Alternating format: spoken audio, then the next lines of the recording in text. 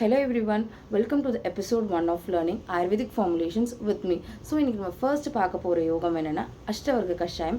It is also known as Bala Sahasradi Kashayam. The reference is from Sahasra Yogam.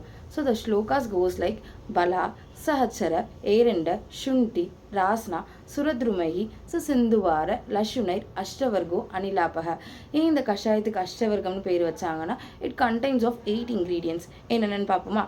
பலா சஹச்சர ஏரண்ட சுண்டி ராஸ்னா சுரத்ருமஹி. சுரத்ருமைனா it is a synonym of தேவதாரு.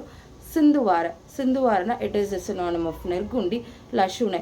இந்த 8 இன்க்ரீடியன்ஸை வச்சு they will be preparing a கஷாயம் and it is known as அஷ்டவர்க்க கஷாயம். இந்த இன்க்ரீடியன்ஸோட தமிழ்லையும் பார்ப்போமா? பலா இட் இஸ் நிலத்துத்தி, சஹச்சரா இட் இஸ் குறிஞ்சி, ஏரண்டா இட் இஸ் ஆமணக்கு, சுண்டி சுக்கு, ராஸ்னா நாய்ப்பாலை, சிந்துவார நொச்சி, தேவதாரு தேவதாரம், லஷுன பூண்டு.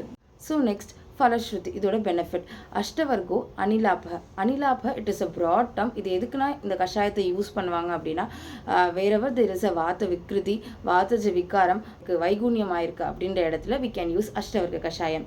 ஸோ இதே மாதிரி அடுத்து இன்னொரு யோகத்தோட அடுத்த வீடியோவில் மீட் பண்ணலாம். பாய்.